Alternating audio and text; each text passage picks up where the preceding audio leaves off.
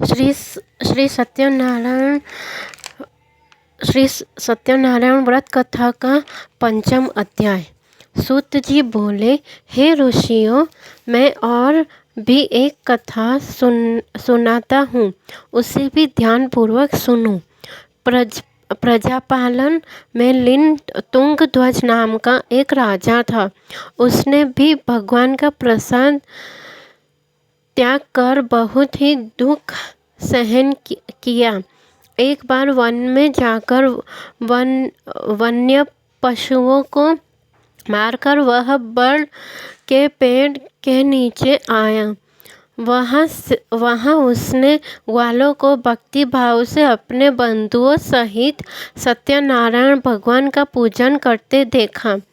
अभिमानवश राजा ने उन्हें देखकर भी पूजा स्थान में नहीं गया और ना ही उसने भगवान को नमस्कार किया। ग्वालों ने राजा को प्रसाद दिया, लेकिन उसने वह प्रसाद नहीं खाया और प्रसाद को वहीं छोड़ वह अपने नगर को चला गया। जब वह नगर में पहुंचा तो वहाँ सब कुछ तहस नहस हुआ पाया, तो वह शीघ्र ही समझ गया कि यह सब भगवान ने ही किया है। वह दोबारा ग्वालों के पास पहुंचा और विधि पूर्वक पूजा करके प्रसाद खाया तो श्री सत्यनारायण भगवान की कृपा से सब कुछ पहले जैसा हो गया। दीर्घकाल तक सुख भोगने के बाद मरणोपरांत उससे स्वर्गलोक की प्राप्ति हुई। जो मनुष्य परम दुर्लभ इस व्रत को करेगा तो भगवान सत्यनारायण की अनुकंपा से उसे धन धान्य की प्राप्ति होगी। निर्धन धनी हो जाता है और भयमुक्त हो जीवन जीता है।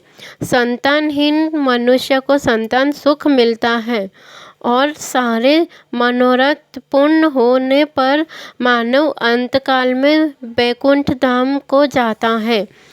सूत जी बोले, जिन्होंने पहले इस व्रत को किया है, अब उनके दूसरे जन्म की कथा कहता हूँ।